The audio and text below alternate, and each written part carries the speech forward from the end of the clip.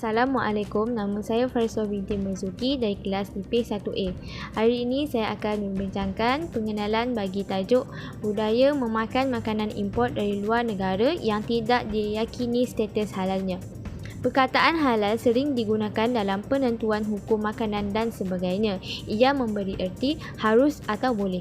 Apabila sesuatu jenis makanan itu dikatakan halal dimakan, bermaksud ia boleh dimakan. Penggunaan halal dalam makanan umumnya merangkumi hukum wajib, sunat, harus dan makruh.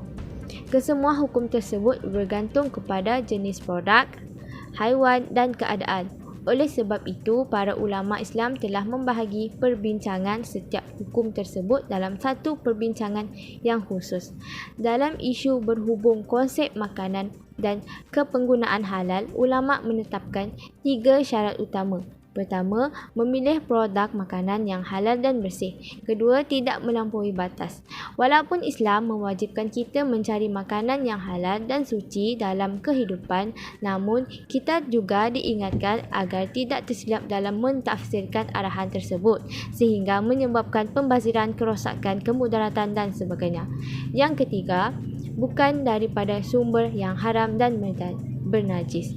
Contohnya, seperti isu yang pada tahun 2020 yang lalu yang sangat terkenal, iaitu berkenaan isu daging kotel yang haram dengan membuat label palsu dan cok palsu pada kotak daging tersebut.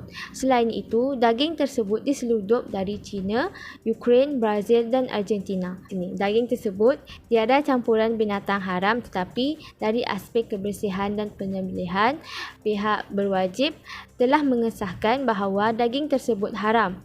Akhir sekali, Malaysia adalah negara yang mengamalkan halalan thayyiban dari semua aspek. Oleh itu, Malaysia sangat menitikkan kebersihan dalam semua aspek.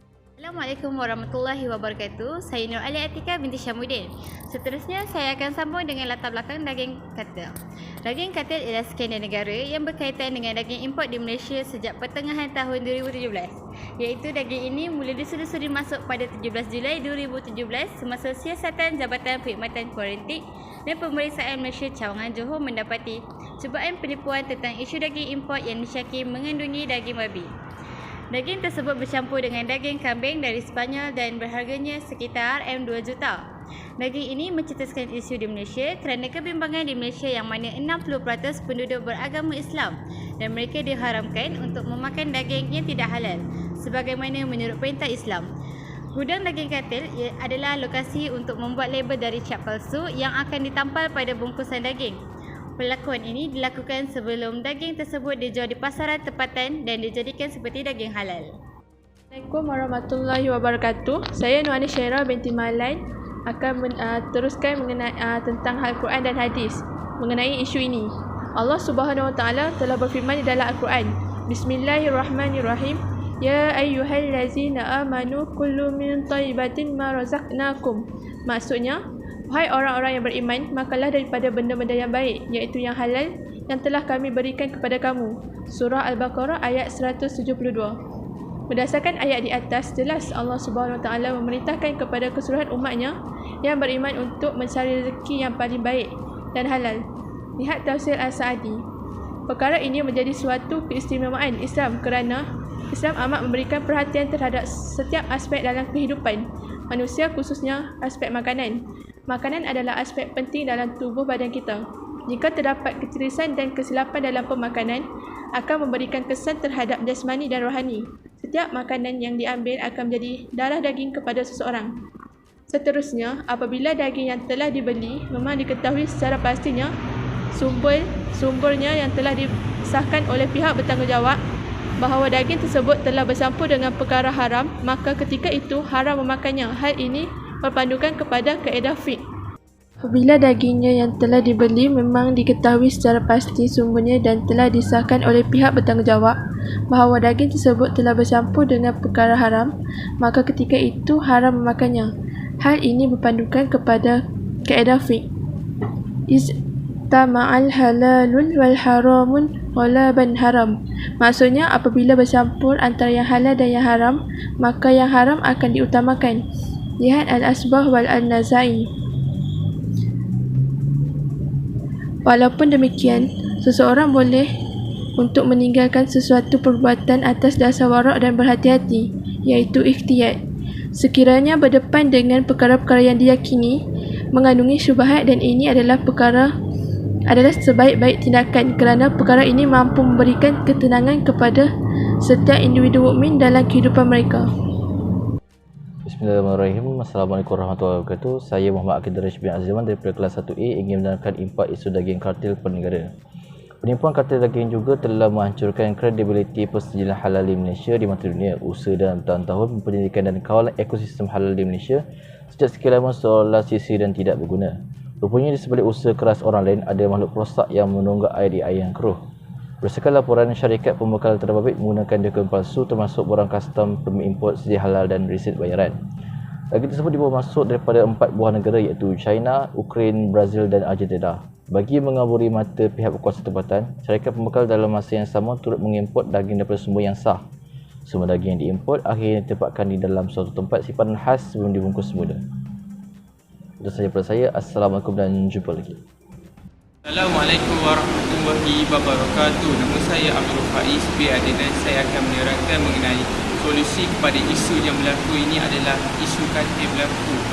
Daging import ini perlu mengambil penting bukan sekadar isu persediaan halal semata-mata, tapi juga soalan integriti pihak berkuasa yang bertanggungjawab dalam tabir urus halal dan berkaitan. Persoalannya, bukan berapa banyak agensi penguasa terbabit dalam pengurusan produk daging halal, tetapi juga berapa tinggi nilai integriti yang dimiliki sebagai pegawai yang diberi amanah dan tanggungjawab dalam memastikan daging mentah import mematuhi piawai dan halal ditetapkan. Di luar batas pemikiran apabila isu kartel daging import berluasan selama hampir berdekat tanpa dapat dikesan seorang pegawai yang memegang amanah. Oleh itu, kerajaan perlu melihat isu integriti dalam kalangan pegawai awam sebagai peluang memberi latihan seminar berkala untuk memantapkan nilai integriti mereka.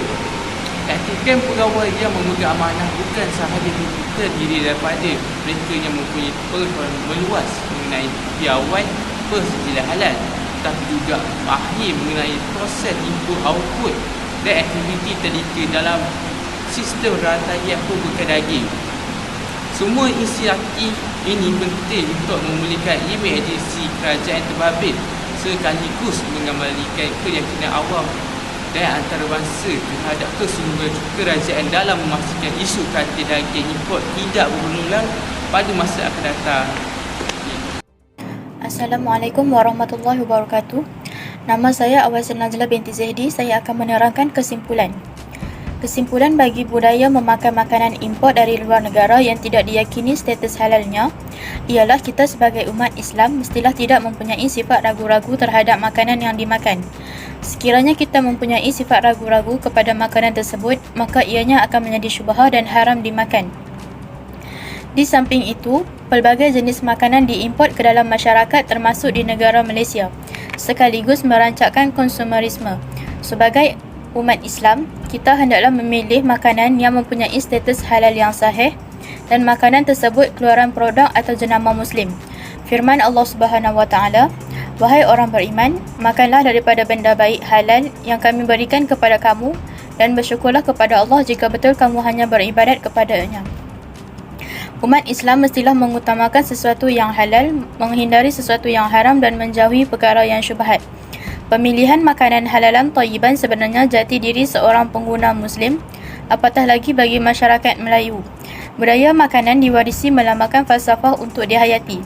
Selain mengenyangkan perut, makanan dijamah juga punya simbolik tertentu agar jati diri Melayu Muslim terpelihara. Ketahuilah, untuk mencari yang halal dan baik itu memerlukan pengorbanan tenaga, masa dan wang ringgit. Sekian, terima kasih.